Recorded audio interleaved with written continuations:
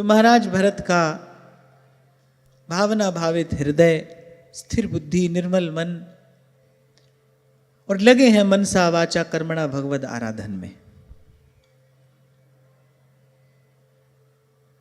एक दिन ऐसे ही पवित्र गंडकी में स्नान करके और भगवान के ध्यान में मग्न बैठे थे, सहसा एक घटना घटी। एक हिरणी जो सगर्भा थी वो नदी में जल पीने के लिए आई और थोड़ी देर में ही उस हिरणी को किसी सिंह की भयंकर गर्जना सुनाई पड़ी। अब जो हिरण होता है ना, वो स्वभाव से ही डरपोक होता है। अब वो सगर्भा थी,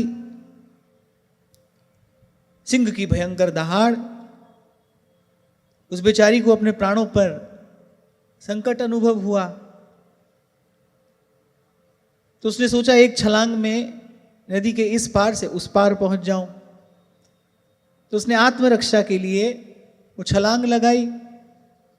अब उस पार तो बेचारी पहुंच नहीं पाई और बीच में ही वो जो उसके गर्भ में जो शावक था, जो बालक था, वो गिर पड़ा।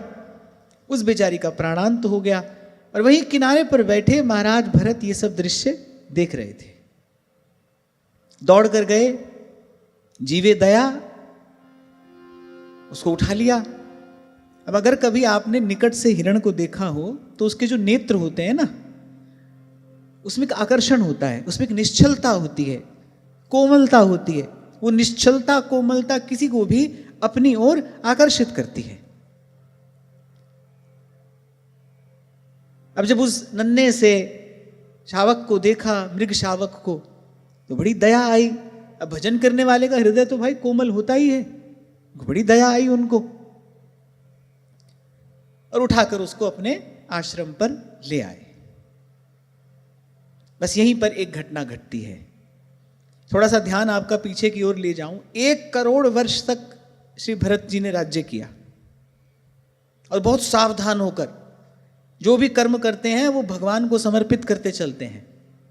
सतत भगवद आराधन करते हुए, भगवान को दृष्टि में रखते हुए 1 करोड़ वर्ष तक सुचारू रूप से अपने राजकाज का निर्वहन किया, राज चलाया, सबको सुख दिया। प्रजा सुखी है उनके शासन काल में, माने राजा धर्म पर चलने वाला है।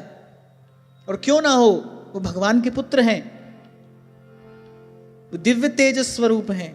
और उसके बाद सब कुछ छोड़कर जब वन में आए हैं, तभी एकाकी एकांत में मनसा वाचा कर्मणा सतत भगवद आराधन में ही लगे हैं। और देखो कैसी विचित्र घटना घटी। उस हिरण के बच्चे को अपने आश्रम पर ले आए और यहां लिखा है, और बस फिर वहीं से उस मृग छौने के प्रति जो भरत जी की ममता थी वो उत्तरोत्तर बढ़ती ही चली गई। अब हमारे महाप्रभु कहते हैं, यह है जो एक मन, मन तो एक है, या तो यहां लगा लो या भगवान में लगा लो। अष्टछाप के श्री गोविंद स्वामी जी, जो बाद में गोविंद दास हो गए, पहले तो गोविंद स्वामी ही थे, अनेक अनेक उनके शिष्य थे, लेकिन जब श्री गोसाई जी के शरणागत हुए तो गोविंद दास हो गए। बहुत काल के पश्चात उनकी बहन उनसे मिलने के लिए आई, तो बहुत दिन तक तो बहन की ओर देखा ही नहीं, और फिर देखा भी तो बस ऐसे ही प्रणाम आदि करके कोई बात, कोई चर्चा उससे नहीं की। किसी ने पूछा, अरे इतने समय के बाद आपकी बहन आपसे मिलने के लिए आई है, आपको ऐसा शुष्क ऐसा व्यवहार तो उसके साथ में नहीं करना चाहिए। गोविंद स्वामी के नेत्र सजल हो गए, बोले क्या करूं, मन एक है और वो पूरा का पूरा गोवर्धन नाथ के पास में है। मेरे पास अब किसी और के लिए, किसी और संबंध के निर्वाह के लिए कोई ममता, कोई स्नेह बचा ही नहीं है। मेरे पास तो जो था वो सब मैंने श्री जी के चरणों में निवेदन कर दिया है। मन तो एक है ना भाई, अब मन एक है, अब लगे, उसी एक मन से लगे थे भगवान के आराधन में। अब उस एक मन का लगना आरंभ कहाँ हुआ, उस हिरण के बच्चे में। अब विचित्र बात यहाँ पर ये है, आपके हमारे लिए जो समझने की बात है वो यहाँ पर ये है कि देखो करोड़ों वर्षों से वो भगवान के भजन साधन में लगे हैं, उसके बाद देखो मन अटकने को कहाँ अटक जाए पता नहीं है। तभी महाप्रभु कहते ना जानो छिन अंत, तभी बार बार आपसे कहा जाता है भाई सत्संग का नियम ग्रहण करना और दृढ़ता पूर्वक इसका निर्वाह करना। यदि विपत्ति से बचना चाहते हो तो, नहीं तो पता नहीं कौन सी विपदा कब सर पर टूट पड़े। नेक असावधान हुए। मैं बार बार आपसे कहता हूं ना, we are always a single decision away from an entirely different life. एक निर्णय आपके जीवन की दिशा बदल सकता है। एक निर्णय। आप ये नहीं कह सकते भाई एक ही निर्णय तो गलत हुआ, बाकी तो सब हमने ठीक ही लिए। अरे वो एक निर्णय आपके जीवन को कहां से कहां ले जाकर पटक देगा। सावधानी अर्थात विवेक, और बिनु सत्संग विवेक न हुई।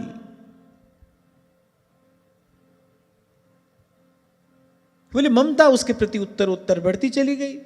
अब जो समय निकलता था भगवान की पूजा आराधना में, वो समय कहाँ जा रहा है? बोले उसके खाने पीने का प्रबंध कर रहे हैं, उसको लाड़ लड़ा रहे हैं, उसको दुलरा रहे हैं।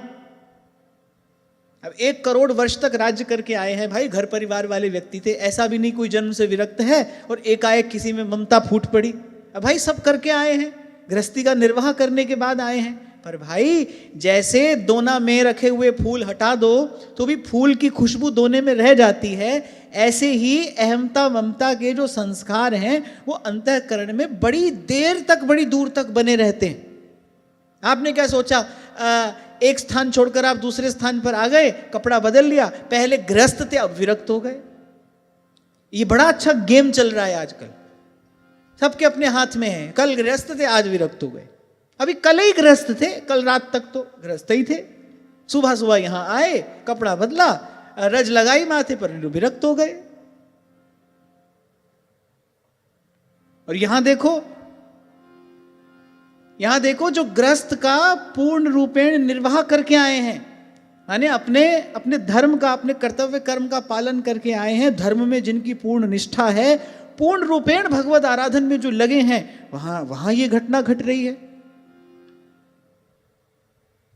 तभी संत कहते हैं, आपको हमको सिखाते हैं, लेखे गणित न छुट्टिए मैं खिण खिण पुल्लण हार। तभी आपको बार बार कहता हूं, आप कर्ता मत बनो, प्रभु की इच्छा से जो होता है उसको होने दो। आप तो प्रभु के चरण पकड़े रहो बस। ना मैंने कुछ है किया, ना कुछ करने जोग। 1000 ठीक करने का प्रयास करोगे तो भी गलती हो जाएगी। भगवान की माया इतनी प्रबल है, रच देती है वो कुछ ऐसी रचना। और जीव तो सदा से ही मायाबद्ध है, उसको फिसलने में देर थोड़ी लगती है। ऊंची नीची राह रपटनी, ये तो मार्ग ही ऐसा है। अब इसको कोई भाई कोई सिंह बाघ इसको खा नहीं जाए, यही चिंता उनको होने लगी।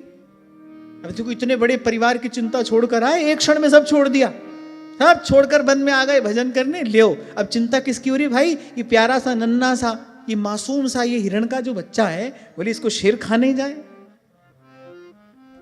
अब खाने पीने का प्रबंध करने में लगे हैं, उसको लाल लड़ाते हैं, उसको दुलराते हैं, उसको पुचकारते हैं। अब क्या है ना भाई, समय तो उतना ही है और मन भी एक ही है। उस उतने ही समय में उस एक मन से या तो आप ये कर लो या आप वो कर लो। बोले कुछ दिनों में क्या हुआ, पहले 1 आध नियम छूटा, फिर 2 नियम छूटे, और फिर ऐसे धीरे धीरे धीरे धीरे बोले एक एक करके अंत में सभी नियम छूट गए। कितनी विचित्र बात है ये। बोले एक एक करके सभी नियम छूट गए। तभी कल आपसे मैं कह रहा था, भाई भजन का, सत्संग का नियम बनाओ। ये मन का झांसा है, उठते बैठते चलते फिरते तो खूब नाम जप कर रहे हैं, खूब सेवा कर रहे हैं, ये सब मन का झांसा है। इससे बाहर निकलना पड़ेगा। मन लगे नहीं लगे, हमारी इच्छा हो हमारी इच्छा नहीं हो, गुरुजनों की आज्ञा है, इसलिए नियम पूर्वक भजन करना है। सतत भजन करना चाहते हो तो पहले नियम पूर्वक भजन में लगना पड़ेगा, नियम का निर्वाह करना पड़ेगा। और कोई कहे कि नहीं कर सकते, उससे हमको कोई बात ही नहीं करनी है। कल आपको एक छोटा सा प्रसंग सुनाया ना मैंने, शील प्रभुपाद से किसी ने पूछा, कोई 16 माला ना कर सके, बोले उससे मुझे बातें ही नहीं करनी, उसको मुझे उपदेश ही क्यों करना है। हमने कोई सारी दुनिया को उपदेश थोड़ी देना है। हमको तो जो व्यक्ति इस मार्ग पर चल रहा है, जिसको लगता है कि हम एक दूसरे का कोई सहायता सहयोग कर सकते हैं, हमारी बात तो उसके लिए है। आप अपनी देखो, आपको जहां जाना हो जाओ, जो करना हो सो करो, हमारा तो कोई आग्रह है नहीं। और मैं तो पहले दिन से यही बात आपसे कहता आ ही रहा हूं। मैं तो तनिक सा भी आग्रह लेकर नहीं आता हूं कि भाई मेरी बात कोई सुनेगा, समझेगा, सीखेगा और जैसा मैं कह रहा हूं वैसा करेगा ना। मेरे मन में ऐसा कोई भी आग्रह नहीं। मैं तो बिल्कुल मुक्त हूं भगवान की कृपा से। इससे मैंने आपको सुना दिया, आपको रुचे आप करो, नहीं रुचे आपकी राजी। आपको सुनाने से मेरा पाठ पक्का हो जाता है। आप समझ लो कि मैं तो ये काम अपने लिए कर रहा हूं। मैं आपको सुनाता हूं, मेरा पाठ पक्का हो जाता है। आपको सुनाता हूं तो भगवान के गुणों का कीर्तन करने का सुख मुझे मिलता है। नाम ते आए महा सुख पाया, हरि गुण गाए मेरा मन शीतला।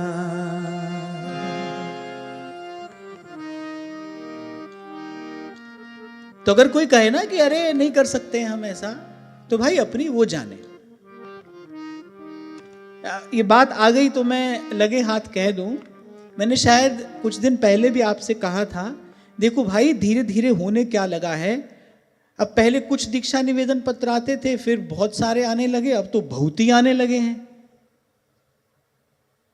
मेरे पास भी भाई उतना ही समय है और दीक्षा निवेदन पत्र एक ऐसी वस्तु है, मुझे खुद ही देखना पड़ता है उसको। ये काम तो किसी दूसरे को दिया नहीं जा सकता। अब की बार भी कुछ हजार की संख्या में दीक्षा निवेदन पत्र आए हैं। तो मेरा आपसे ये कहना है भाई, भक्तमाल का पाठ पूरा कर लेने के बाद ही 3-4 महीना जो भी आपको समय लगे, एक बार भक्तमाल का पारायण करिए, साथ साथ वृंदावन शतलीला का नियम से पाठ करिए। इसको करने के बाद ही आप दीक्षा का निवेदन पत्र भरिए।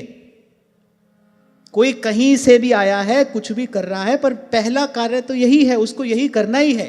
तो इसको किए बिना आप दीक्षा का आवेदन मत करिए। आपका भी समय खराब होगा, हमारा भी समय इसमें खराब होता है। अब कुछ लोग ये कहते हैं कि भाई आपने भक्तमाल पढ़ने को कहा था, नहीं पढ़ पाए, अब क्या करें? नहीं पढ़ पाए तो कहीं और जाओ।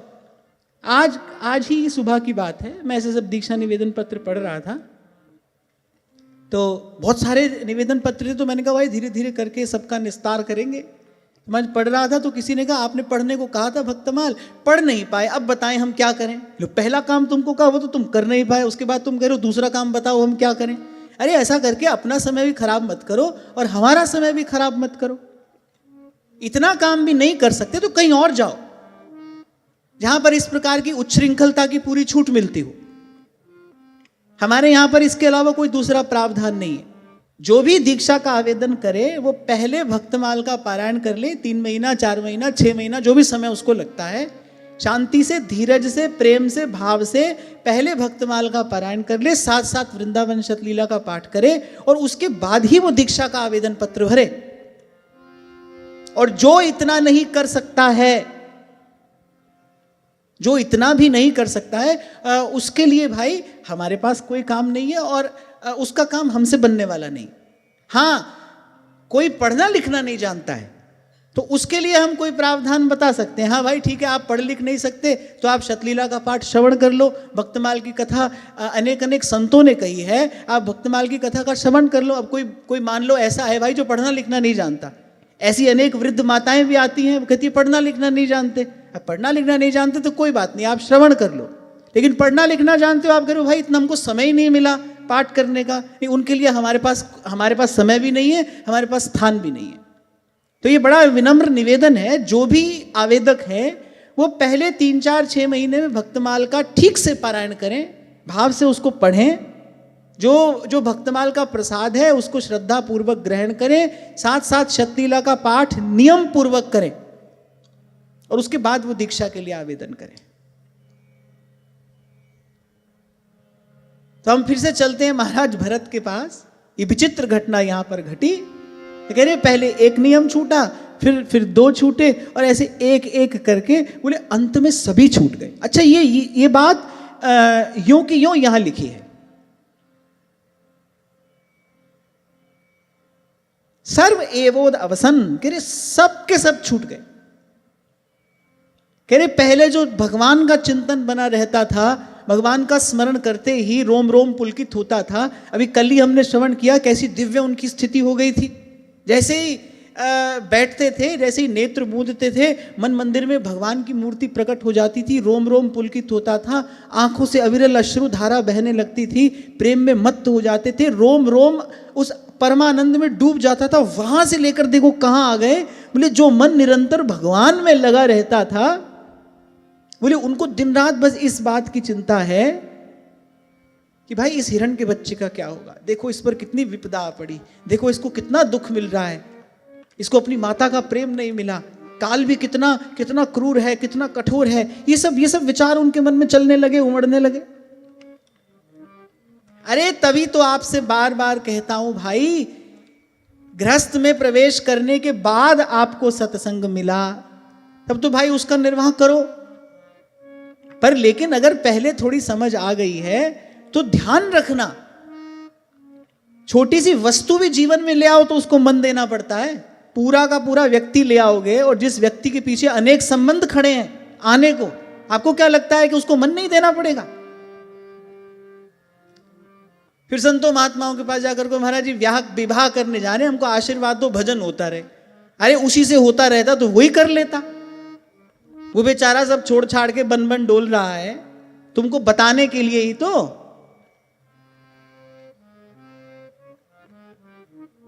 और फिर बहुत तो ऐसी स्थिति में ही पड़े हैं, ना तो अभी यहां जा सकते हैं ना अभी वहां जा सकते हैं।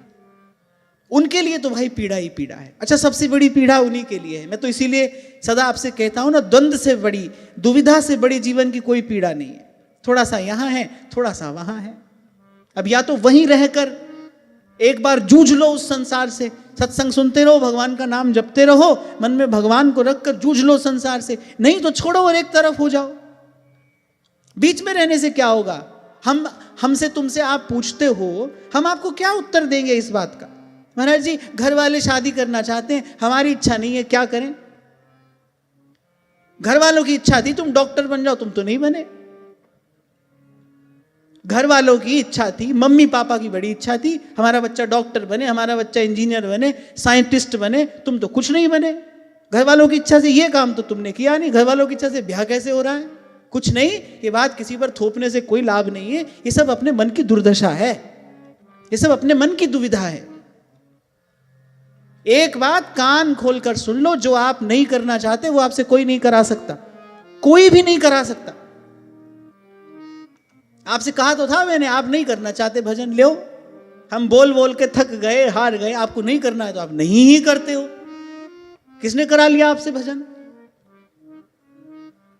तो एक विवाह ही ऐसा क्यों है जो माता पिता के मत्थे मरते हो? हमारी तो इच्छा नहीं है, मम्मी पापा की इच्छा है, माता पिता की इच्छा है, वो चाहते हैं कि हमारा विवाह हो जाए। अब बताओ ऐसी स्थिति में हम क्या करें? अच्छा देखो, दुविधा में पड़ा व्यक्ति क्या करता है, दूसरे को भी दुविधा में ही खींचता है। हमको भी खींच रहे हो बीच में। नहीं, हमारे पास कोई उत्तर नहीं है भाई इस बात का। मैंने तो अपनी सीधी बात, स्पष्ट बात आपसे कह दी। हाँ भाई, संबंध बनाओगे तो उसको मन देना पड़ेगा, मन बिखरेगा। और फिर वो तो एक ऐसा संबंध है जिसके पीछे अनेक अनेक संबंधों की लड़ी लगी है। तो अपना सोच विचार कर निर्णय लेना चाहिए। और अंत में क्लैरिटी इज पावर। आप अपने लक्ष्य लेकर स्पष्ट हो के नहीं हो। अगर लक्ष्य ही स्पष्ट नहीं है, फिर तो भाई आपका लक्ष्य भी द्वंद्व युक्त है, तो आपका मार्ग भी द्वंद्व युक्त होगा। आपकी पूरी यात्रा द्वंद्व युक्त ही रहेगी। आप पूरी यात्रा में द्वंद्व युक्त ही रहोगे। और वैसे भी ये मार्ग कोई ऐसा नहीं है कि इस पे सशर्त कुछ मिलता हो कि भाई अगर ऐसा हो जाए तो हम ऐसा कर लेंगे। ना भाई, यहां तो एक बार मरना मिटना पड़ता है। जो मरने मिटने के लिए तैयार हो, तभी कबीर कह रहे हैं, जो घर फूके अपना चले हमारे साथ। नहीं तो जहां हो वहीं पर रहकर संतोष पूर्वक अपनी तपस्या तपो, अपनी साधना में सधो। बीच का रास्ता कहां से आ जाएगा भाई? आज भी 2-3 प्रश्न मेरे पास में आए। हमारी तो इच्छा नहीं है, माता पिता चाहते हैं। अरे माता पिता तो बहुत कुछ चाहते थे, तुमने कुछ भी नहीं किया, क्यों? हमारे पिता चाहते थे हम इंजीनियर बन जाए, नहीं बने।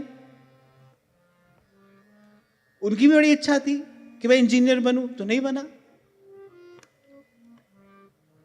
ठीक है, पिता का आदर है, पिता का सम्मान है, पर जब वो कहते थे इंजीनियर बनो तो हम एक और हो जाते थे। क्या करें? क्योंकि हमको नहीं करना था वो काम। तो जो मुझे नहीं करना वो मुझसे कोई नहीं करा सकता है, और जो मुझे करना है उसको करने से मुझे कोई रोक नहीं सकता है। साथ में ये बात भी है, 1000 मार्ग निकाल लोगे आप, माता पिता 1000 बात के लिए रोकते हैं, टोकते हैं, बेटा ये ना करना, बेटा वो मत करना, देर से घर मत आना, रोज ही आते हो, यहां वहां मत घूमते रहना, घूमते ही रहते हो, ये मत खाना वो मत पीना, सब खाना पीना चल रहा है। माता पिता जो काम करने से रोकते हैं वो कर भी रहे हो, और जो वो करना चाहते हैं वो नहीं भी कर रहे हो। यहां कहां माता पिता आ गए? तो मैं केवल बुद्धि पर पड़ा जाला हटा रहा हूं। ये जब विवाह की बात आए तो बच्चे माता पिता के मत्थे ना बढ़े। अरे आप साधक हो, सीधा स्पष्ट सोचो, सीधा स्पष्ट निर्णय लो। इसी को सत्संग से प्राप्त विवेक कहते हैं। और अगर इतना भी जीवन में नहीं है तो पिसो चक्की में, और क्या, और दूसरा कोई मार्ग नहीं है। तो कहां थे, कहां आ गए? बिखर गया मन, और बिखरो मन सिमटत नहीं, फिर कीजिए कौन उपाय।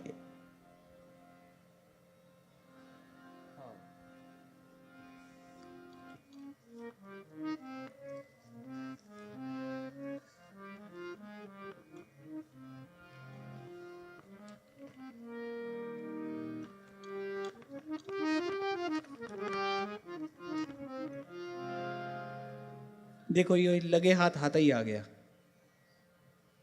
देखो यहां लिखा है, सत्संग सुनते सुनते संसार की व्यवहार की इच्छा बिल्कुल खत्म हो गई।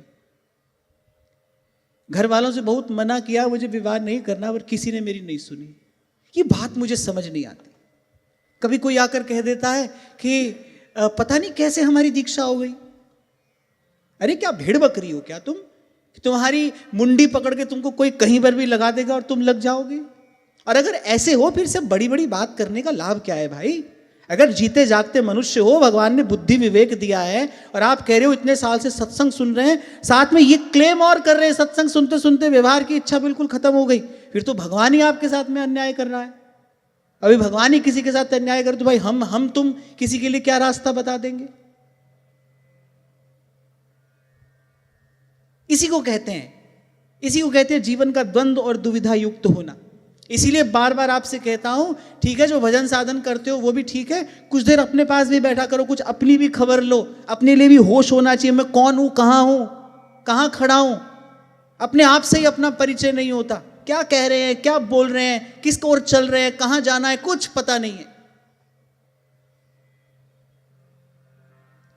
आप पूछते हो मैं उत्तर देता हूं, पूछोगे मैं उत्तर दे दूंगा, लेकिन मैं एक बात बड़ी विनम्रता पूर्वक कह रहा हूं, समाधान उसको कहते हैं जो आपको भीतर से प्राप्त होता है। प्रश्न का उत्तर आपको मुझसे मिल जाएगा, लेकिन मेरे उत्तर से आपका समाधान हो जाए यह कहा नहीं जा सकता, यह पक्की बात नहीं है। ठीक है भाई, आप पूछ रहे हो, हम आपको बता रहे हैं। समाधान उसको कहते हैं जो भीतर से प्राप्त होता है, जो आत्मचिंतन से प्राप्त होता है। आप शायद भूल गए, पर सच्ची बात है, वो अंतर्यामी सबसे पहले तो आप ही के भीतर बैठा है ना, बाकी दौड़ तो बाहर की है, प्रभु आपके भीतर भी तो बैठे हैं। समाधान उसी को कहते हैं जो अपने भीतर से प्राप्त होता है, और उस प्राप्त समाधान में उज्ज्वलता होती है, उस प्राप्त समाधान में दृढ़ता होती है। जो बात आप भीतर से अनुभव करते हैं ना, कहते हैं ना ध्रुवदास जी, जाको है जासो मन मान्यो, कह रहे सो है ताके हाथ बिकान्यो। जब मन मान जाता है फिर नहीं सुनता है व्यक्ति किसी की, चल देता है उस मार्ग पर।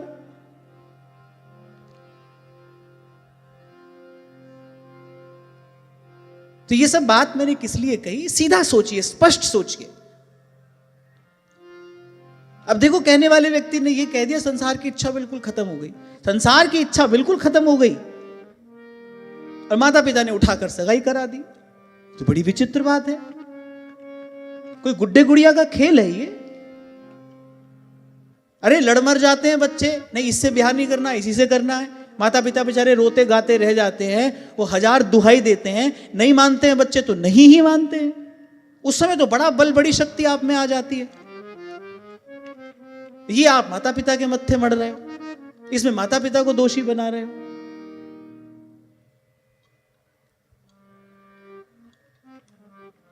एक और बात, ऐसा करके व्यक्ति छलता केवल स्वयं को ही है। ये प्रवंचना पीड़ा केवल स्वयं को ही देती है। इससे नुकसान भाई अपना होता है, किसी दूसरे का नहीं होता है।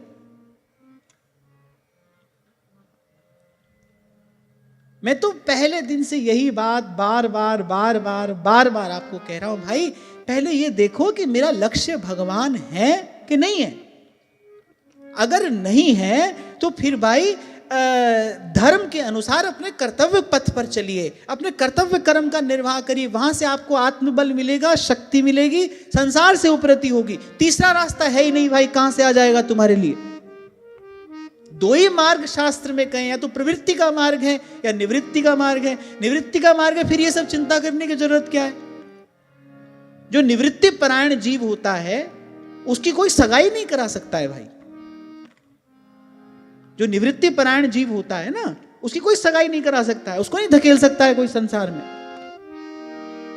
उसकी भावधारा तो बड़ी प्रबल वेगवती होती, वो तो मार्ग में आने वाले सब अवरोध हटाती पहुंच जाती।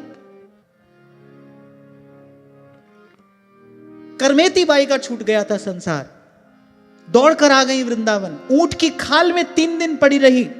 राजा के सैनिक खोजने के लिए आ रहे हैं, इतनी दुर्गंध है, वो 2 क्षण वहां पर खड़े नहीं हो पाए। और उस दुर्गंध से भरी उस ऊंट की खाल में वो 3 दिन वहां पर पड़ी रही। हा कृष्ण हा श्याम सुंदर कहती।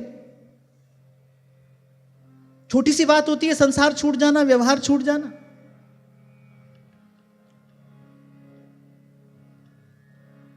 और यहां तो भाई भरत जी का ही नहीं छूटा, फिर चिपक गया आकर संसार। लो खूब लग गया था, छूट गया, बस भगवान मिलने ही वाले हैं।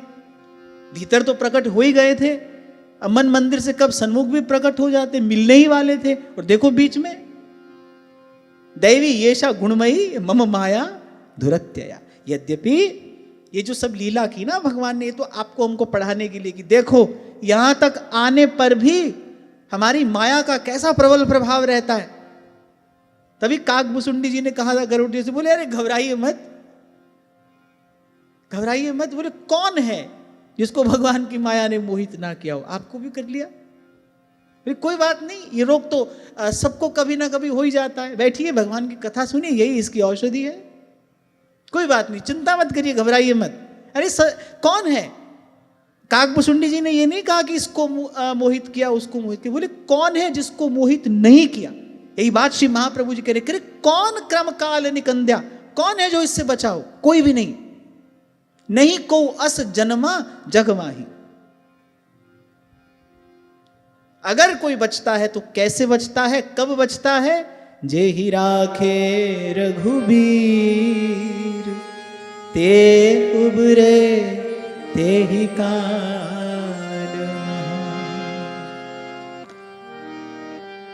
देख देख कर उस पर देख देख कर उन बेचारे उस पर अपनी कृपा करुणा की वर्षा करते। और कल जैसे मैं आपको कह रहा था ना, मन अपने लिए कोई उचित समाधान ढूंढ लेता है। 2 शब्द यहां से पकड़े, 2 शब्द यहां से पकड़े और उचित समाधान ढूंढ लिया। अब महाराज भरत ने कहा पर भाई जो भी हो, अब ये हमारा शरणागत है, अब ये हमारी शरण में आया है, अब इसका पालन पोषण तो हमको करना ही पड़ेगा। क्योंकि जो शरण में आएगा त्याग कर देता है, उसको तो बड़ा भारी पाप लगता है। गोस्वामी जी कहते हैं मानस में, शरणागत कहूं जे तजहि निज अनहित अनुमान, ते नर पामर पाप में तिन्हि बिलोकत हानि। अपनी हानि की आशंका से जो शरण में आए का परित्याग कर दे, बोले ते नर पामर पाप में, बोले उनका तो मुख देखने से भी पाप लगता है, हानि होती है। तिन्हि बिलोकत हानि। पर ये बात कही किसने। अगर किसी ने मानस जी का पारायण किया हो, ये बात कहने वाला कौन है। शरणागत कहूं जे तजहि निज अनहित अनुमान, ते नर पामर पाप में तिन्हि बिलोकत हानि। किसने कही ये बात।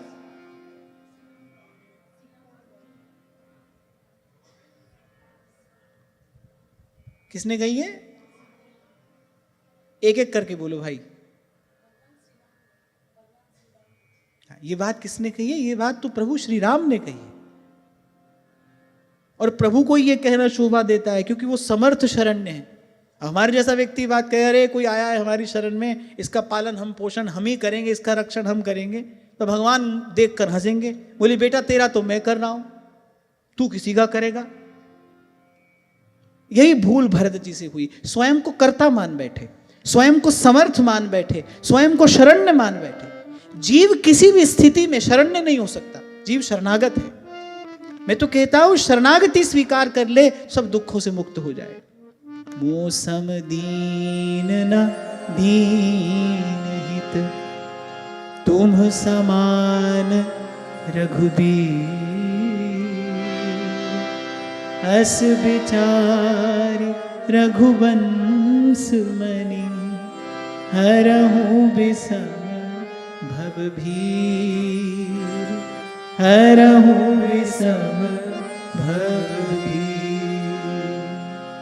गोस्वामी जी कहते श्रवण सुजस सुनि आय हूं, प्रभु भंजन भवभीर, त्राहि त्राहि आरत हरण, शरण सुखद रघुवीर। त्राहि त्राहि आरत हरण। तो आप और हम तो शरणागत हैं।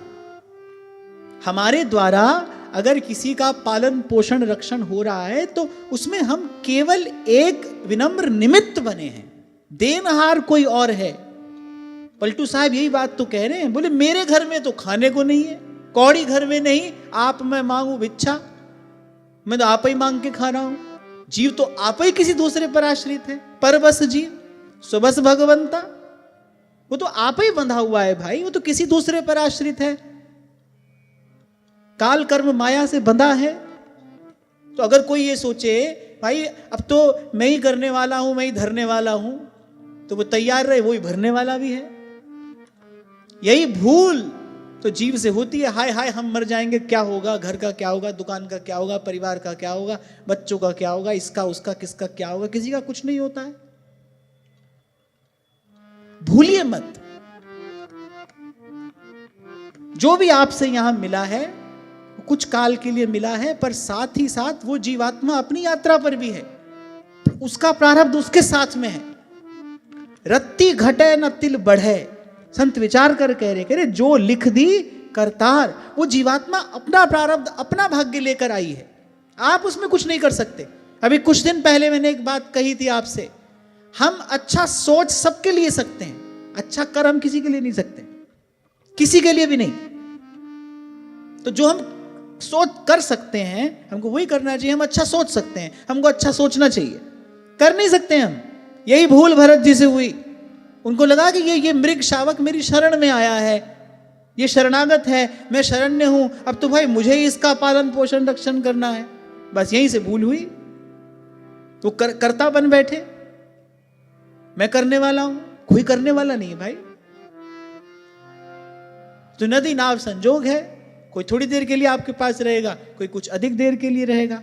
फिर दो बात अगर आप समझ जाए ना, तो आप देखो जीवन की गुत्थी आधे से अधिक सुलझ जाए।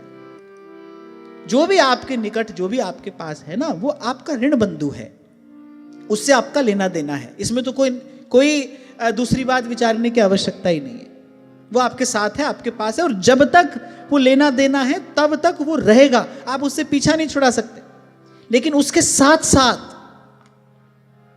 साथ साथ वास्तविक सत्य यह है कि वो एक जीवात्मा अपनी यात्रा पर है, वो अपना प्रारब्ध, अपना संस्कार, अपना स्वभाव, अपनी वृत्ति प्रवृत्ति अपने साथ में लेकर आई है। आप कुछ नहीं कर सकते उसमें, आप किंचित भी परिवर्तन नहीं कर सकते वहां पर। ये आपके अधिकार क्षेत्र में ही नहीं है, इसमें आपका कोई अधिकार नहीं है। हृदय पर हाथ रखकर देखो, लाख बार आपने भी किसी को समझाया होगा, नहीं समझने वाला नहीं समझा। अरे भगवत रसिक देव कहते हैं हरि आए बन दूत, भगवान आए दुर्योधन को समझाने, अरे दुर्योधन एक न मानी। और अगर वस्तुतः मुक्त होना चाहते हो संसार से, तो कहीं भागने की आवश्यकता नहीं है। इतनी बात सीख लो, आप अपने हिस्से का काम कर दो। ये मत सोचो भाई हमारे करने से कुछ हो जाएगा, हमारे कहने से कोई सुन लेगा, हमारे बदलने से कोई बदल जाएगा, ऐसा नहीं होगा कभी भी। संत तो यहां तक कह रहे कही भली को ना करे। सुधर्म बोधनीकार कहते हैं, बोले कही भली को ना करे, कह रहे तू ना बोल मतिमंद, सब ज्ञानी सब ही चतुर। तुम अपने आप को ही चतुर समझ रहे हो, तुमको ही ज्यादा ज्ञान है। बोले सब ज्ञानी सब ही चतुर, उर प्रेरक हित चंद। अरे जो तुम्हारे हृदय में बैठा तुमको प्रेरणा दे रहा है, वो दूसरे के हृदय में भी तो बैठा है, वो उसके हृदय में भी तो बैठा है। सारी खींचातानी घर संसार में इसीलिए तो होती है। हम दूसरे को अपने जैसा बनाना चाहते हैं, हम दूसरे को अपने हिसाब से चलाना चाहते हैं, और ये वृत्ति अंत में कलह क्लेश का रूप ले लेती है। क्योंकि भाई जिसको जो करना है वो तो अपनी वृत्ति अपने संस्कार से करेगा ना। आपके शब्दों से कहीं अधिक शक्ति जो है ना वो उसके संस्कार में है, वो धकेल रहे हैं उसको किसी और। अब कोई पूछे तो बच्चा गलत रास्ते जा रहा हो तो बैठे बैठे देखते रहें क्या? ये भगवान से प्रार्थना करो, उस बालक के निमित्त भगवान का नाम जपो, भजन करो, प्रभु से प्रार्थना करो, प्रभु सहायता करें तुम्हारी। ऐसा करो तो कुछ बात बने। बच्चे के साथ लड़ते रहो, झगड़ते रहो, खींचातानी करते रहो, होता क्या है? कुछ समय बाद बच्चे कहते हैं अरे मम्मी की तो आदत है, पापा तो ऐसे ही कहते हैं। क्यों? इनको सब अनुभव है। अरे बोले मम्मी की तो आदत है, पापा तो ऐसे ही कहते हैं। मम्मी पापा बेचारे चिल्लाते रह जाते हैं, बालक को जो करना है वो कर ही लेता है। मेरे तो 100 में से 101 अनुभव यही है, 99 भी नहीं, 100 में से 101। इसलिए तो थोड़ी देर पहले मैंने आपसे कहा मैं आपको कोई समझा नहीं रहा हूं भाई, जो मेरे हृदय में बैठकर बोल रहा है वही आपके हृदय में बैठकर समझ भी तो रहा है। आपको जो समझाना होगा वो समझा देगा। मुझे ये काम अपने हाथ में लेना क्यों है? जिसका काम उसी को साजे। ये भूल भरत जी से यहां पर हुई। शरण्य तो भगवान है भाई, पालन पोषण रक्षण करने वाले भगवान है। जीव किसका पालन पोषण रक्षण करेगा? और अगर समझ ले तो क्लेश पाएगा, घोर क्लेश पाएगा। अगर ऐसा समझ ले तो घोर क्लेश पाएगा। और मोह ममता में पड़ा जीव यही समझता है और क्लेश पाता ही है। देख लो, अपने जीवन में देख लो, आसपास देख लो, भगवान का भरोसा नहीं करता, छल कर रहा है, कपट कर रहा है, दबा रहा है जमीन के नीचे पैसा और भर रहा है तिजोरी। मेरे पीछे मेरे बच्चे खाएंगे, इनको कोई कष्ट नहीं होना चाहिए और इनको कोई पीड़ा नहीं होनी चाहिए। खूब पाप करता है, मेरा घर मेरा परिवार सुखी रहे। ये देखो, ये मोहांध जीव की स्थिति है कि नहीं? जबकि उसको, उसके परिवार को, उसके बच्चों को सुख दुख अपने भाग्य से पाना है।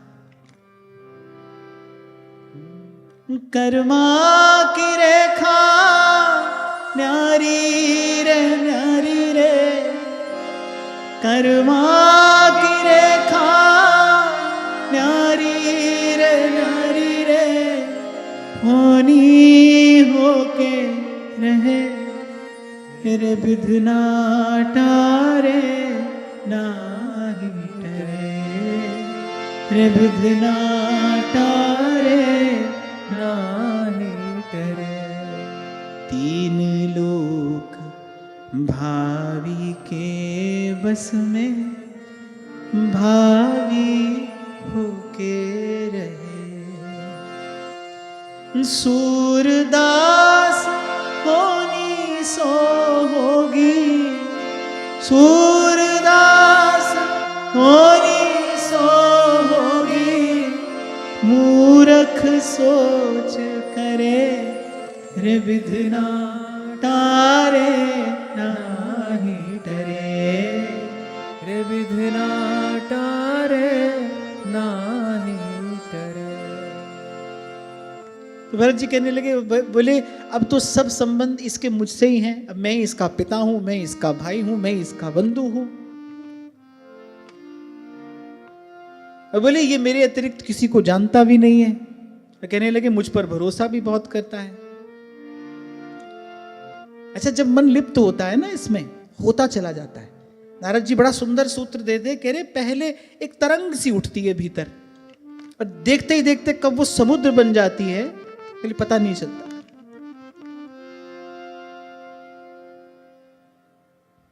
और आसक्ति से बंधा जीव, उसके लिए ना फिर भय है, ना लज्जा, ना वो कुछ विचार कर पाता है, ना हित अहित का उसको कोई ज्ञान, कोई बोध रहता है। तो यहां भूल क्या हुई? अपने आप को शरण्य समझ बैठे। भाई ये मेरी शरण में आया है, मैं इसकी रक्षा करूंगा, मैं इसका पालन पोषण करूंगा। कभी नहीं भूलना ये भगवान का कार्य है, भगवान करते हैं। आप हम तो भाई, मैंने कहा विनम्र निमित्त बनते हैं। क्यों माता पिता को छोड़ जाना ही पड़ता है अपनी संतान को? माता पिता तो माता पिता सदा ही रहते हैं ना। व्यवहार में यही बात सुनी जाती है, बोले मां के लिए तो बच्चा कभी बड़ा नहीं होता, बच्चा ही रहता है। अब फिर मां करती रहे पोषण उसका जीवन भर, तो कर नहीं पाती। एक निश्चित अवधि होती है, माता के पास भी एक निश्चित अवधि है। वो निश्चित अवधि तक ही बालक का पालन पोषण करेगी। जब बालक अपने पैर पर खड़ा हो जाता है, फिर उंगली पकड़ना नहीं चाहता है वो। जब बालक खुद सोचने समझने लगता है, फिर माता की बात सुनना उसको अच्छा नहीं लगता। आप थोड़ा ध्यान से अगर जीवन देखो, आप अगर ध्यान से इस संरचना को देखो, कोई भी कार्य आपको एक थोड़े से समय के लिए करने के लिए दिया गया है। आप उतना समय ईमानदारी से कर दो और उसके बाद उससे मुक्त हो। इसलिए बार बार आपको कहता हूं, संसार के लिए आपका कुछ कर्तव्य है, पर करते करते मर नहीं जाना है। हमारे शास्त्र में संसार में प्रवेश की विधि भी है और संसार से मुक्त होने की आज्ञा भी है। अगर गृहस्थ में प्रवेश की बात कही गई है, तो वानप्रस्थ और सन्यासी होकर उससे मुक्त होने की बात भी तो कही गई है। कौन से शास्त्र में ऐसा लिखा है कि गृहस्थ में प्रवेश करो और गृहस्थी होकर ही मर जाओ? ये तो बात हमारे यहां की है ही नहीं। गृहस्थ में अगर प्रवेश की बात है, तो समय पर गृहस्थ से मुक्त होने की भी बात है। कुछ समय पहले कहा तो था मैंने आपसे कि भाई 100 वर्ष की अवस्था होती तो फिर 50 के बाद वानप्रस्थ होना चाहिए, पर अब 100 की अवस्था तो है नहीं, 100 तक तो अब कोई पहुंचता नहीं। तो अगर हम एवरेज एज 80 भी माने, 80, फिर कायदे से तो 40 के बाद वानप्रस्थ होना चाहिए, पर चलो 50 के बाद तो हो ही जाना चाहिए। संसार में प्रवेश भी करो, पर संसार से मुक्त होने की तैयारी भी रखो, क्योंकि रहना नहीं है देश बेगाना। और छूटो तो फिर पीछे मुड़कर देखो नहीं।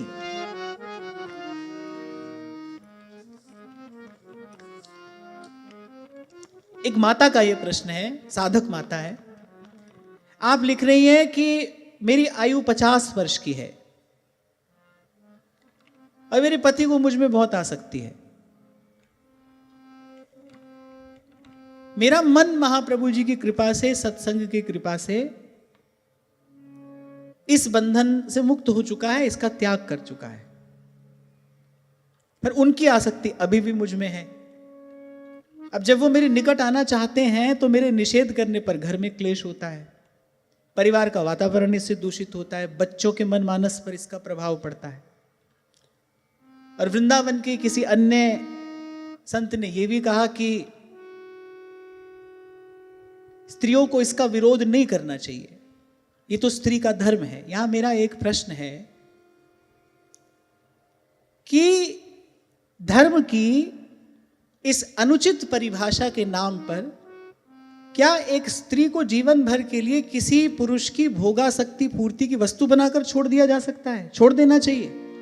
ये कहीं से भी ठीक है? बताइए। अरे कोई स्त्री हो या पुरुष हो, आत्म कल्याण का अधिकार तो ईश्वर ने सबको दिया है।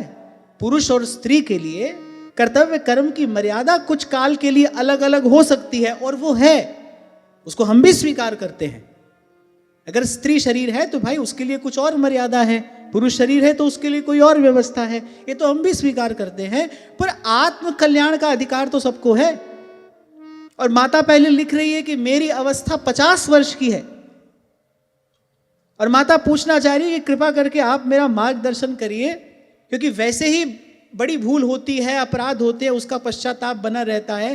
लेकिन इस स्थिति में तो घोर पश्चाताप मन में है कि क्या मैं पति की आज्ञा का पालन न करके कुछ बहुत अनुचित कार्य कर रही हूं, और इसी पश्चाताप से मन बोझिल रहता है। नहीं माता, आपको बिल्कुल भी कोई पश्चाताप करने की आवश्यकता नहीं है। पति की आसक्ति कम नहीं होगी, वासना की पूर्ति से आसक्ति कम नहीं होती, वासना की पूर्ति से आसक्ति बढ़ती चली जाती है। मैं तो आपको यह कहूंगा, अगर यही प्रश्न मुझसे किसी ने 30 वर्ष की अवस्था में पूछा होता तो शायद मैं कुछ और उत्तर देने का विचार करता। यद्यपि मैं नहीं देता, पर फिर भी मैं विचार करता। क्योंकि 50 वर्ष की अवस्था है, इस अवस्था में भी अगर आपके पति की स्थिति ऐसी है तो मैं तो आपको यही कहूंगा कि अपने पति के लिए भजन करिए। पत्नी होने के नाते ये आपका कर्तव्य है। आप अपने पति के लिए भजन करो, आप अपने पति को किसी ना किसी प्रकार से प्रयास पूर्वक सत्संग में लगाओ। लेकिन आप ये कहो कि भाई आपकी इच्छा नहीं है, पति आपके निकट आना चाहते हैं और ऐसा नहीं करने से कहीं आप कुछ अनुचित तो नहीं करी। नहीं नहीं, ऐसा बिल्कुल भी नहीं है। क्योंकि पति के प्रति जो शरीर का कर्तव्य था उसका निर्वाह करने का समय पूर्ण हो गया, उसको निर्वाह करने का समय पूर्ण हो गया। यही बात मैं आपसे कह रहा हूं, संसार के प्रत्येक संबंध के प्रति आपका कर्तव्य है, लेकिन वो कुछ काल के लिए है, वो कुछ समय के लिए है। इसीलिए मैंने आपको उदाहरण दिया, माता बच्चे का पालन पोषण करती है पर जीवन भर तो बच्चा मां की गोद में नहीं रहता ना, जीवन भर तो बच्चा मां की उंगली पकड़कर नहीं चलता है ना, जीवन भर तो वो माता पिता की बात सुनकर नहीं मान लेता है ना। कुछ काल के लिए सुनता है और जैसे ही अपने पांव पर चलना शुरू करता है फिर उसको वो सहारा अच्छा नहीं लगता। और प्राय करके देखने में यही आता है, माँ बाप की ममता वही की वही रहती है, बच्चा बहुत आगे निकल जाता है। और सभी के साथ यही होता है, किसी एक के साथ नहीं, सभी के साथ यही होता है। तो पहली बात तो आप अपने मन से पश्चाताप का ये बोझ उठाओ। आप सन्मार्ग पर चल रही हो, हाँ इतना मैं आपको ये कहूंगा, आपको पति के रूप में ऐसा व्यक्ति मिला, ये आपका प्रारब्ध है। इसके लिए किसी को दोष देने की आवश्यकता नहीं है। ये आपका प्रारब्ध है, ये आपकी तपस्या है, इसी में आपको तपना है। ईमानदारी से प्रयास करो, पति के लिए प्रार्थना करो, भगवान के नाम का जप करो, किसी ना किसी प्रकार पति को सत्संग में लगाने का प्रयास करो। इसीलिए तो हमारे यहाँ पत्नी को केवल पत्नी नहीं, धर्म पत्नी कहा जाता है, कि वो पति को धर्म के मार्ग पर चलाए। ये प्रयास तो आपको अवश्य करना चाहिए। हाँ, लेकिन पति की इस आसक्ति में, इस वासना पूर्ति में आपको और अधिक सहयोगी बनने की कोई आवश्यकता नहीं। आप कहते हो कि ऐसा नहीं हो तो घर में क्लेश होता है, ये बात पूरी हो जाएगी तो क्लेश तो किसी और बात से होने लगेगा। ये सब बात सोचकर विचार कर हम सत्य सिद्धांत तो नहीं छोड़ सकते, हमको नहीं छोड़ना चाहिए। और आगे मैंने जो आपको उत्तर दिया, ये तो आपने मुझसे पूछा तो मैंने आपसे कहा, मेरा कोई आग्रह नहीं है कि आप इसको माने। मैंने यथामति आपकी बात को समझकर उत्तर देने का प्रयास किया है। और मैं तो आपसे ये भी कहूंगा कि ये उत्तर हो सके तो अपने पतिदेव को सुनाना। मैं उनसे भी ये बात कहना चाहूंगा कि आपका बड़ा सौभाग्य है कि आपको जीवन संगिनी के रूप में कोई भजन करने वाली जीवात्मा मिली है, कोई भजन करने वाला जीव आपके निकट है, उसके भजन मार्ग में सहयोगी बनिए। इससे पहले संसार आपको दुत्कारे, अपमानित करे, प्रताड़ित करे, आपको गरिमापूर्ण ढंग से संसार का त्याग कर देना चाहिए। हमारे ऋषि मुनियों ने इसीलिए ये व्यवस्था बनाई, भाई गृहस्थ में प्रवेश करो और फिर उचित रीति से गृहस्थ का परित्याग भी करो, बने मत रहो उसी में, घिस पिट कर उसी में मर मत जाओ। जरा जीर्ण होकर मर जाने के लिए ये सब व्यवस्था नहीं है।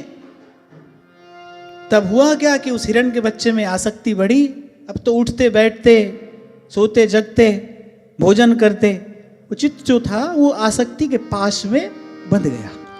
अच्छा देखो, हिरण के बच्चे से कोई उत्तर नहीं मिल रहा है। ये दशा में दुर्दशा है।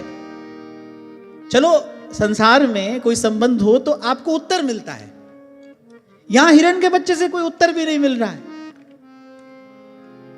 बहुत महत्वपूर्ण और बड़ा प्रेरक प्रसंग है ये साधक के लिए। तो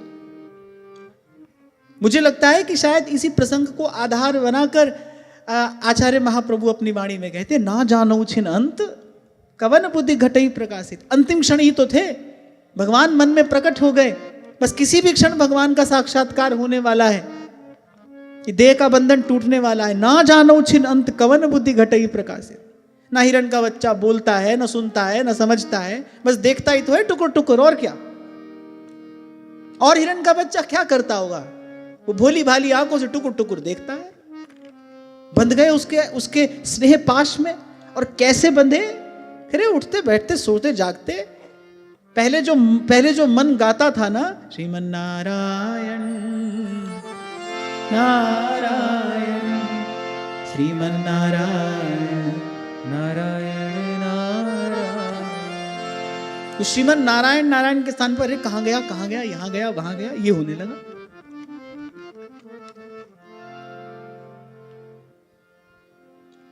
नित्य पूजन अर्चन के लिए पुष्प पत्र कुछ लाने होते, फल मूल लाने होते, तो बोले एक क्षण के लिए उसको अकेला नहीं छोड़ सकते, उसको संगी लिए लिए डोल रहे हैं। सुचिता असुचिता, शौचाचार सदाचार। इसीलिए महापुरुष कहते हैं आसक्ति जीवन में पवित्रता नहीं रहने देती। अगर आप आसक्त हैं तो आप पवित्र नहीं हो सकते। पहले तो आसक्ति ही अंतःकरण को दूषित करने वाला सबसे बड़ा दूषण है, दोष है। आसक्ति जीवन में पवित्रता नहीं रहने देगी। जिसमें आप आसक्त हुए, अब उसके लिए झूठ बोलोगे, बोलना पड़ेगा। सबसे बड़ी अपवित्रता तो असत्य ही है। किसी ना किसी प्रकार से वो तन मन भाव को दूषित कर देगी, अपवित्र कर देगी। अब हिरण का बच्चा है भाई, उसको तो जहां हरी हरी घास देके वो उछल पड़े, वहीं चरने लग जाए। उसको चरते चरते देखे, उनको उसी में आनंद आने लगा। ऐसे दादा को नाती पोते खेलते देखने में आनंद आता है, ऐसे उनको हिरण का बच्चा देखने में आनंद आने लगा। कभी उसको दुलारते, कभी पुचकारते, कभी प्यार से जाकर अपने कंधे पर चढ़ा लेते, बोले बड़ा सुख मिलता।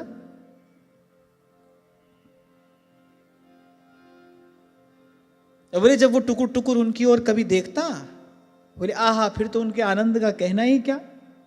उसके सर पर हाथ फेरते, पुचकारते, उसको कहते अरे बेटा तेरा सर्वत्र कल्याण हो। ये कौन कर रहा है?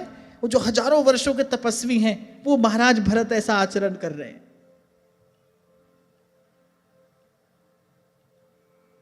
तब सूरदास जी कहते हैं कहाँ करूं तेरी प्रबल माया, कहाँ करूं तेरी प्रबल माया, देत मन धर्माया, हरि तेरो भजन कियो न जाए, हरि तेरो भजन कियो न जाए। इसलिए महाराज कहते हैं, इसलिए मैं मंत्रवत कहता हूं ना, मैं कि मंत्रवत जपता हूं, इसको आपसे भी जपाता हूं।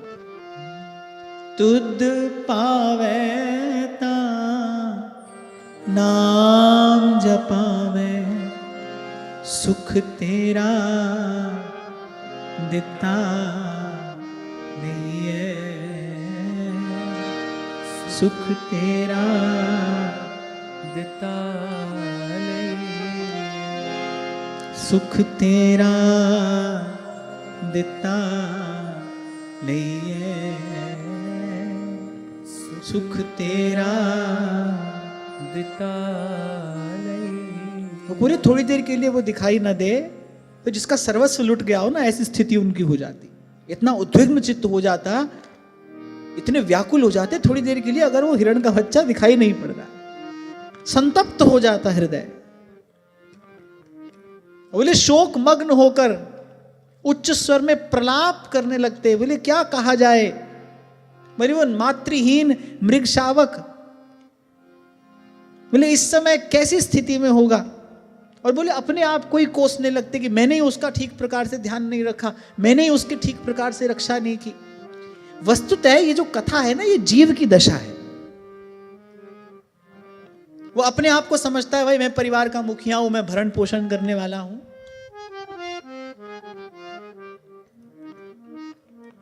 सुना ही है आपने ये प्रसंग कि जो परिवार के लिए दिन रात हत्या जैसा कुकर्म करने में लगा है, जिस संत ने कहा जाकर एक बार उनसे पूछो तो कि जब इन पापों का दंड मिलेगा तो वो तुम्हारे संग होंगे।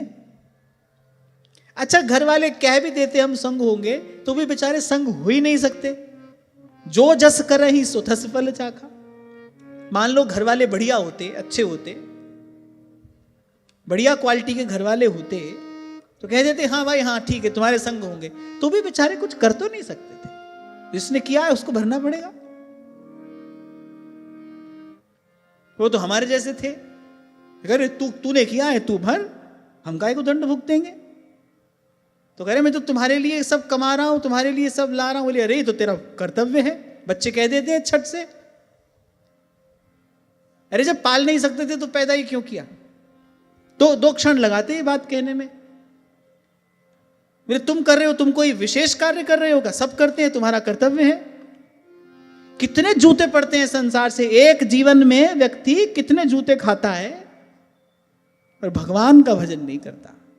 ये माया श्री कृष्ण की मोयो सब संसार, खूब धक्का खाता है दो पाटन के बीच में और साबत बचा ना कोई, और भगवान का भजन नहीं करता। समय पर सही निर्णय ले ले तो सदा सदा के लिए इस पीड़ा से, इस यातना से मुक्ति पा जाए। छूट छूट कर इसमें लिपटता है, दौड़ दौड़ कर इसमें जाता है। ढुर ढुर जाऊं, सहजोबाई कहती है, गुरुदेव आप कृपा करो, विषय और जाने नहीं देवो, ढुर ढुर जाऊं गह गह लेवो। हम बालक तुम माय हमारा, पल पल माय करो रखवार। एक बार हिरण का बच्चा कहीं चला गया, कुछ देर के लिए लौट कर नहीं आया तो अपने आप को ही कोसने लगे, अरे उसने मुझ जैसे दुष्ट पर क्रूर हृदय पर विश्वास कर लिया, मैं उसकी रक्षा नहीं कर पाया, मैं उसका पोषण नहीं कर पाया। छाती पर हाथ धर कर कह रहे हैं, बोले अरे कभी मेरे अपराध को भुलाकर मेरे पास लौट कर आएगा। आप देखो कैसी हो गई बुद्धि, मैंने क्या कभी मेरे अपराध को भुलाकर मेरे पास लौट कर आएगा? क्या भगवान की कृपा से उसको मैं फिर सुरक्षित देखूंगा? अपने आश्रम में हरी हरी धूप चढ़ते क्या मेरी आंखें फिर उसको देखेंगी? ये करोड़ों वर्षों का एक तपस्वी कह रहा है। मैं आपको साथ साथ ये बताता चलूंगा, कहीं आप में भूल ना जाएं। हमारी तो दशा ही क्या है, हम तो अभी वहीं पड़े हैं, उसी कीचड़ में गिरे हैं हम तो। तब आपसे कहता हूं भाई, हम करके भजन भगवान तक पहुंच जाएंगे। तब आपसे कहता हूं धन्यवाद किया करो प्रभु का, उसके गुण उपकार का पा सकूं नहीं पार। बचाकर मिथ्या से मुझे और हरे भाव सब नीच, सतगुरु आप समर्थ हैं सन्मार्ग के बीच। पथ में प्रगटे सद गुरु, हस्त पकड़ कर आप ताप तप्त को शांत कर दिया नाम का जाप।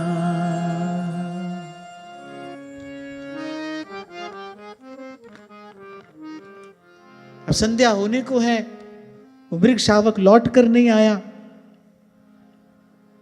एक बार तो आप ज्यों की त्यों सुन लो महाराज भरत की कही हुई सब बातें। क्या कह रहे हैं?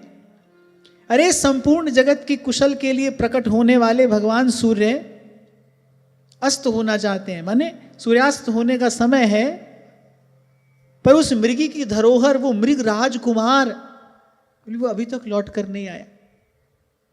तुम जो लाड़ते दुलालते हो ना अपने पुत्र को, नाती को, पोते को, अरे मेरा राजा बेटा, ये सब कह रहे हैं, कोई बहुत बड़ी बात तो है नहीं।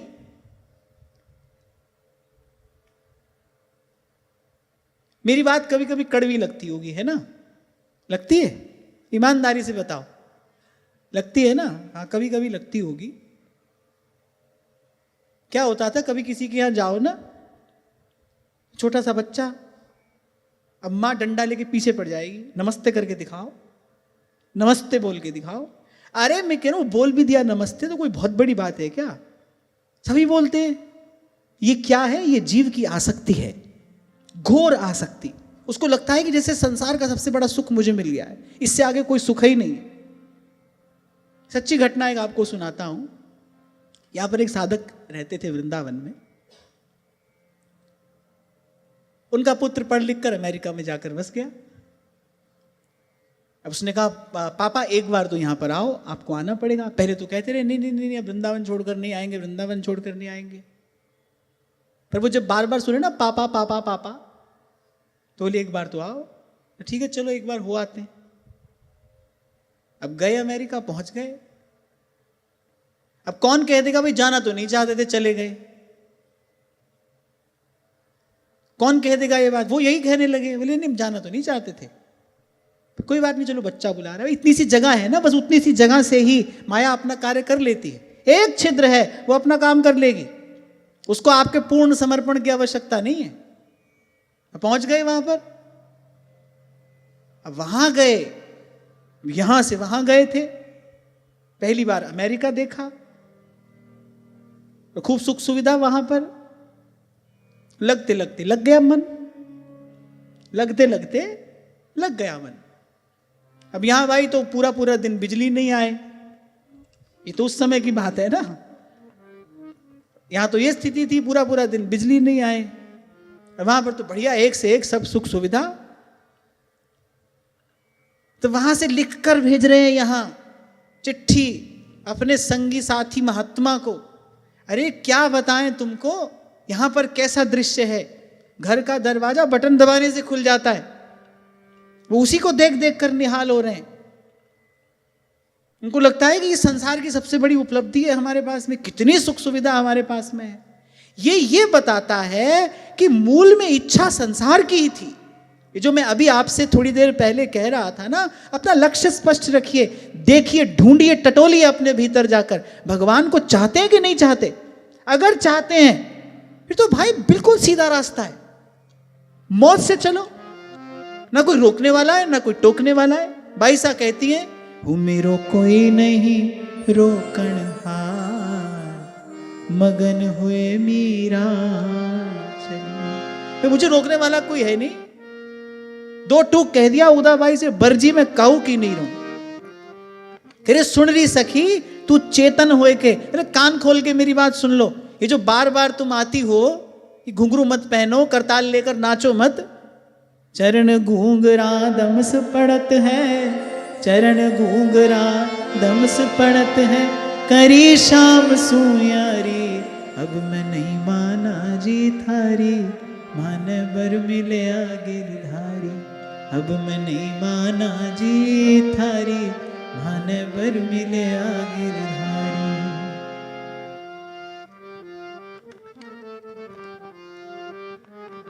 अरे मुझे रोकने वाला कोई नहीं है, किसी के रोके मैं रुकूंगी भी नहीं। दो टूक कह दिया उदाबाई से, सुन रही सखी तू चेतन होए के मैं मन की बात कहूं। क्यों? क्योंकि उसको संसार से लेना नहीं है। हमारा झंझट क्या है, हम कहते हैं भाई देना तो कुछ नहीं पड़े, जितनी आवश्यकता है उतना ले लें, ऐसी कोई व्यवस्था नहीं है भाई।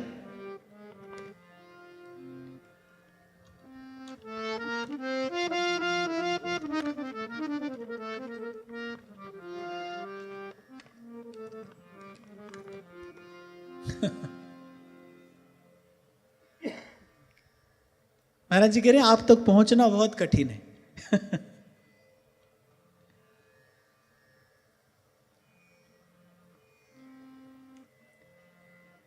कभी कभी किसी की बात में कुछ बात होती है ना, कभी कभी किसी की बात में बहुत बात होती है।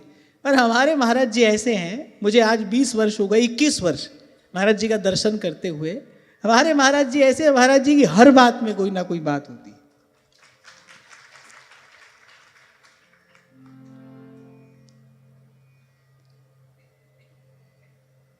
पर वस्तुतः बात महाराज जी ने मुझे नहीं की, ये बात श्रीमद् भागवत के लिए कही गई। यहां तक पहुंचना तो कठिन है ही भाई, यहां तक पहुंचना कठिन है। पहुंच भी जाओ तो भाई इस मार्ग पर चलना खरो ही कठिन है। प्रीतम दूर पंथ महाराज जीना, प्रीतम दूर पंथ महाराज जीना, सुरत झकोड़ा खाए सखी मैं, हरि से मिलूं कैसे जाए सखी मैं, हरि से मिलूं कैसे जाए। कठिन तो है। और आज तो मुझे लगता है 3 बजे से लेकर अब तक आप कठिनाई से ही जूझ रहे हो। आज तो महाराज जी प्रसंग ऐसा चल रहा है, आज तो सब कठिनाई से ही जूझ रहे हैं अब तक।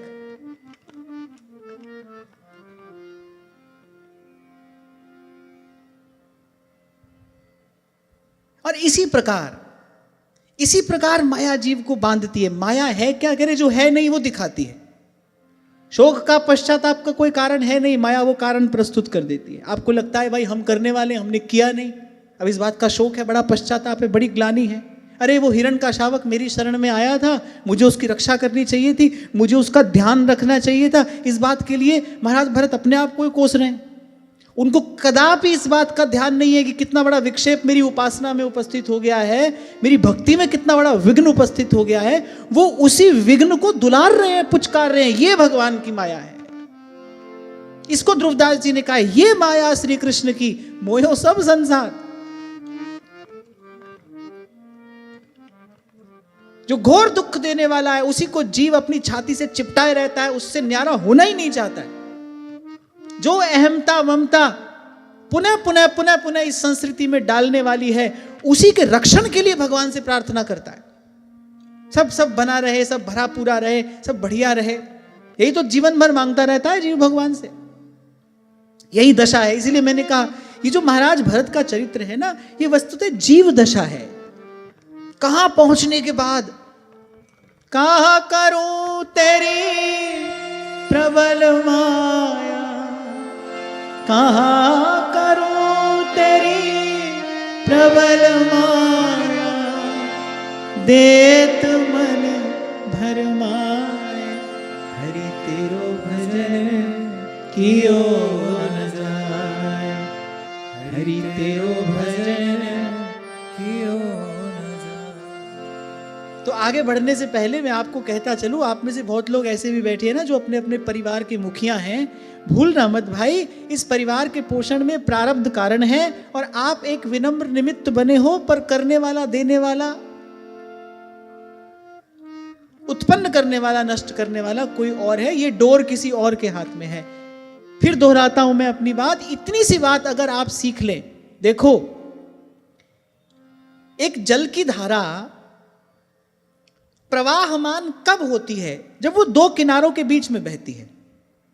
अगर वो जल की धारा एक किनारा छोड़ दे तो उसका प्रवाह रुक जाएगा, वो जल की धारा ही नहीं रहेगी। समुद्र तक पहुंचने की संभावना सदा सदा के लिए समाप्त हो जाएगी, जल यहां वहां बिखर जाएगा। ऐसे ही जीवन धारा भी है। यदि आप चाहते हैं कि जीवन धारा प्रवाहमान रहे, तो इसके दो किनारे हैं। एक भावनात्मक पक्ष है, एक व्यवहारिक पक्ष है। कोई आपका पिता है, कोई आपका पुत्र है, एक भावनात्मक पक्ष है। पर इसके साथ साथ एक व्यवहारिक सत्य भी है कि भाई वो जीवात्मा अपनी यात्रा पर है। हम केवल एक किनारा पकड़ते हैं, दूसरा किनारा छोड़ देते हैं, इसीलिए जीवन का प्रवाह बाधित हो जाता है। और भगवती श्रुति कहती है, चरैवेति चरैवेति, चलते रहिए चलते रहिए। मैंने कई बार आपसे कहा, जीवन में शुद्धता, निर्मलता, पवित्रता, सात्विकता, सहजता, प्रसन्नता कब रहेगी? जब जीवन धारा प्रवाहित रहेगी। लेकिन जैसे ही मोह, ममता, आसक्ति का कोई स्थान आता है, हम एक किनारा छोड़ देते हैं। वही भावनात्मक पक्ष हमारे मन बुद्धि में रहता है, अरे हमारा बेटा है, अरे हमारा पिता है। पर भूलिए मत भाई, उसके साथ साथ उस जीवात्मा का अपना प्रारब्ध है। हमारा पति है, हमारा पुत्र है, हमारा बेटा है, ये तो थोड़ी देर का सत्य है। पर जो वास्तविक सत्य है वो तो यही है कि प्रत्येक जीवात्मा अपनी यात्रा पर है। नदी नाव संजोग है, थोड़ी देर के लिए कोई हमसे मिला है, इससे पहले भी नहीं था, इसके बाद भी नहीं रहेगा। इसी को समझने के लिए सत्संग के प्रसाद से प्राप्त विवेक चाहिए। इसी सत्य को समझने के लिए बड़े लोग मैंने देखे दुखी रहते हैं, उनके आसपास के जो लोग हैं वो उनके हिसाब से नहीं चलते हैं, उनके हिसाब से कुछ नहीं करते हैं, क्योंकि वो चलाना चाहते हैं, कराना चाहते हैं। वो दुखी रहते हैं, खिन्न रहते हैं, खींचे रहते हैं, बोझिल हो जाता है उनका जीवन। तभी तो आपसे मैंने कहा भाई, सबके लिए अच्छा सोच सकते हैं, हम कर नहीं सकते।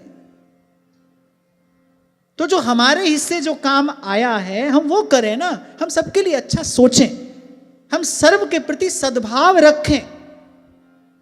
और एक और बात भी मैं आपसे कहूंगा, ईमानदारी से ऐसा करो तो जो असंभव है कभी कभी वो भी संभव हो जाता है। जब आप सच्चे हृदय से किसी जीव को सन्मार्ग पर लाने के लिए भगवान से प्रार्थना करते हो, भगवान सुनते हैं, उसके कल्याण का मार्ग खोलते हैं।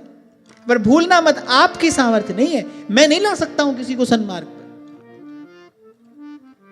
इसी का विचार करके ध्रुवदास जी ने सिद्धांत में कहा है, तोहे बिरानी का परी तो अपनी निवेर।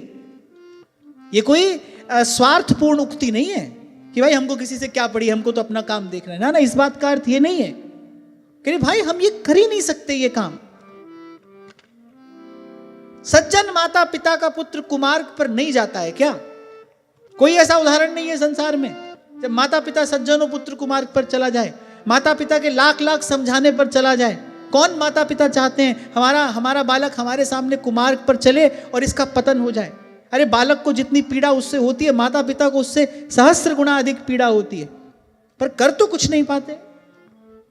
तो मुझे तो लगता है भाई, यहां माथा पच्ची करने से अच्छा है, यहां खींचातानी करने से अच्छा है भगवान से लगे रहो। चाहते भी हो अगर किसी का मंगल, किसी का कल्याण, तो भगवान से ही कहो, प्रभु से ही प्रार्थना करो, भगवान के नाम का आश्रय लो। प्रार्थना में बड़ी शक्ति है।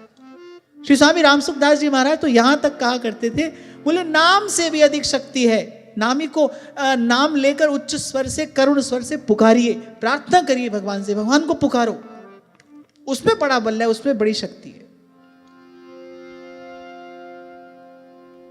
और नहीं तो मैंने कहा ना, चलती चाकी देख के और दिया कबीरा रोए, और दो पाटन के बीच में और सावत बचा न कोय। बोले यहां तक आ गए, बोले जब खूब ढूंढा पर वो हिरण का शावक नहीं मिला, अब बैठे बैठे भगवान की लीला का चिंतन नहीं हो रहा, हिरण की लीला का चिंतन हो रहा है। अरे यहां कूदता था, यहां उछलता था, मुख में कुशा लेकर मेरे पास में आ जाता था जब मैं यज्ञ पुरुष भगवान की आराधना करता था।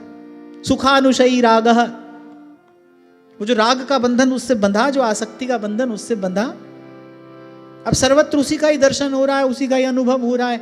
हिरण की लीला का स्मरण हो रहा है, भगवान की लीला तो बहुत पहले छूट गई। हाथ आ भी जाए भगवान तो साथ तो अपनी कृपा से ही बने रहते हैं भाई, उनको कोई बांध नहीं सकता है। हाथ भी आ जाए ना तो भी साथ तो वो अपनी इच्छा से ही बने रहेंगे। इसीलिए तुध पावे ता नाम जपावे, सुख तेरा दित्ता रही है। और कौन भाता है उनको? जो केवल उनको चाहता है वही उनको भाता है। ये सीधा उत्तर है, क्योंकि प्रश्न खड़ा होता है ना, फिर प्रभु को भाता कौन है? जो केवल प्रभु को चाहता है वो प्रभु को भाता है।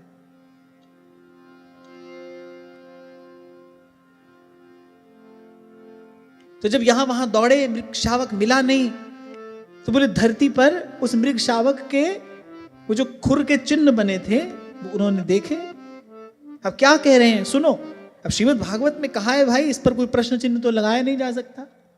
कैसी उनकी दशा हो गई, कह रहे इस तपस्विनी धरती ने ऐसा कौन सा तप किया है जो उस कृष्ण मृग के छोटे छोटे सुंदर सुखकारी इन सुकोमल चरण चिन्हों को ये धारण करने योग्य हुई है। यहां इस बात से तात्पर्य क्या है? ऐसे ही जीव भी संसार की सामग्री को, संसार के संबंधों को ही वास्तविक उपलब्धि समझने लगता है। उनको लग रहा है यही बड़ी उपलब्धि है, तभी तो कह रहे हैं धरती ने क्या कौन सा ऐसा तप किया उसको उस हिरण के बच्चे के चरण चिन्ह मिल रहे हैं। और एक और बात मैं आपसे कहूंगा, विकार बड़ी तीव्र गति से विकसित होता है,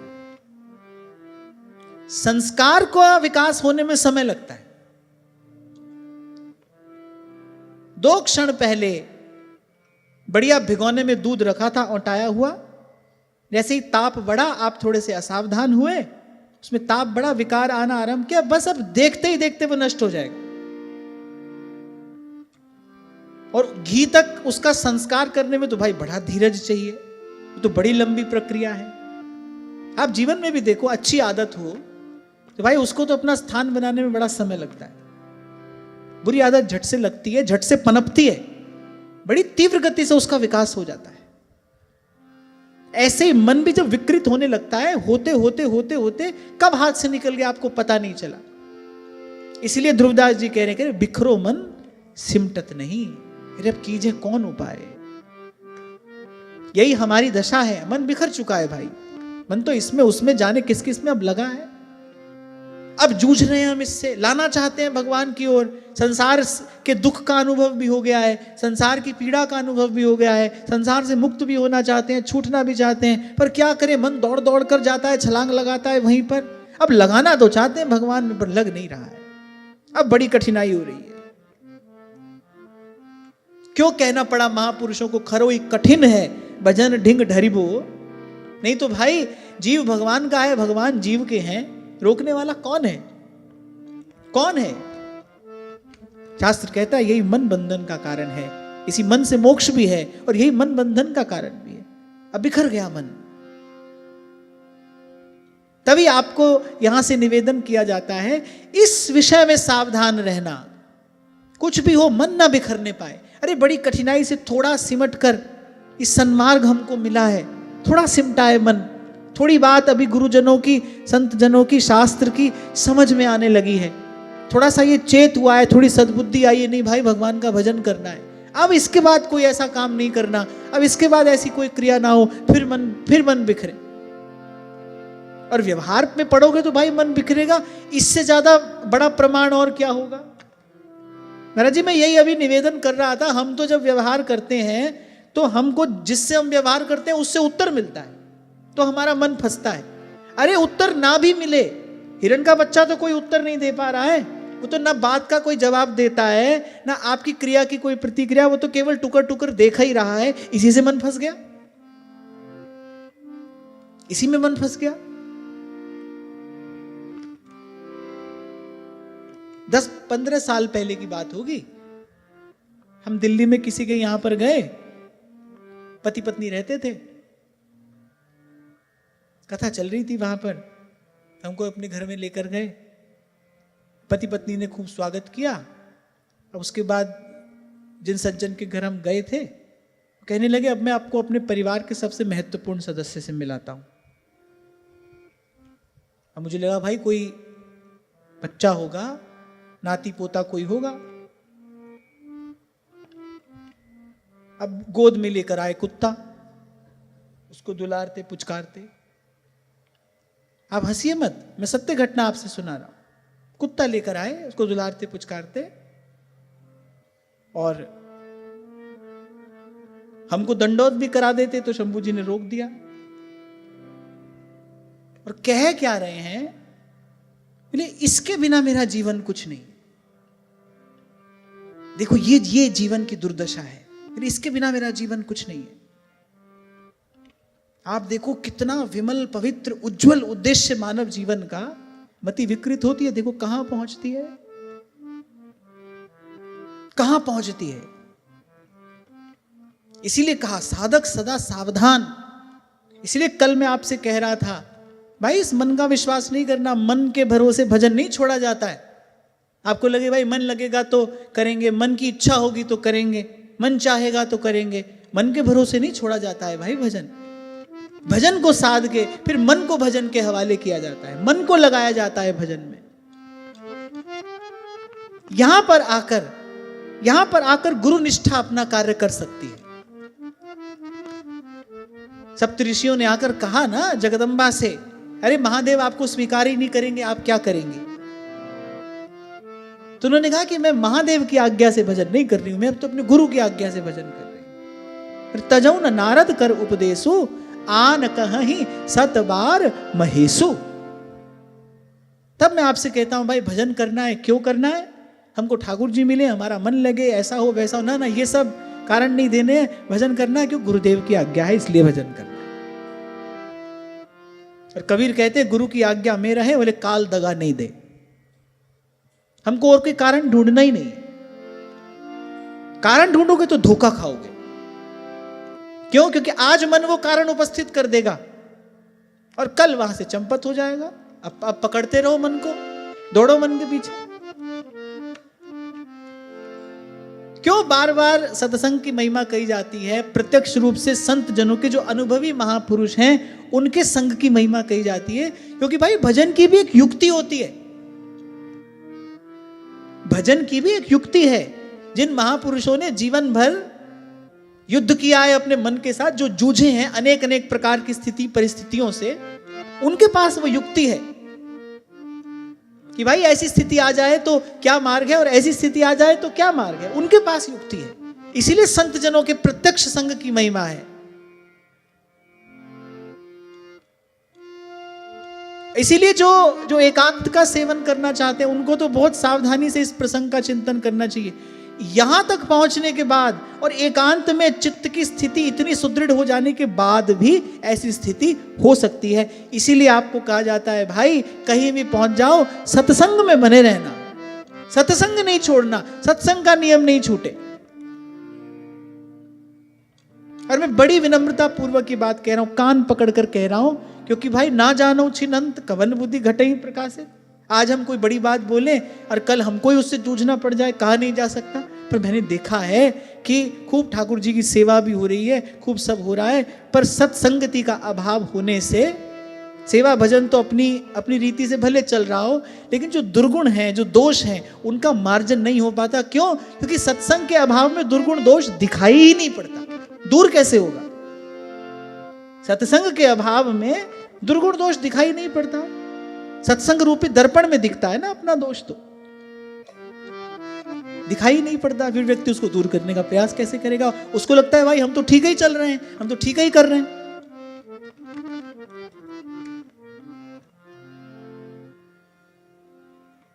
तो इस प्रकार रोते बिलखते यहां डोलते हैं, वहां डोलते हैं। अब जो पूरी की पूरी जो उनकी चेतना थी वो हिरणमय हो गई। कहते हैं ना, जैसी मति वैसी गति।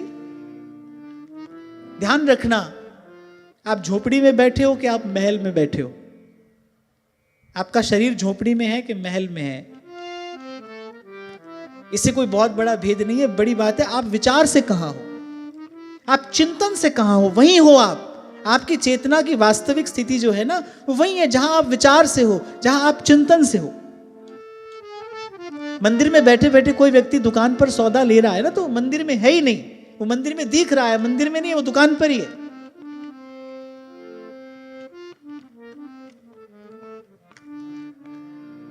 जब श्री गुरु नानक देव जी महाराज विश्व भ्रमण कर रहे थे तो पहुंचे एक स्थान पर।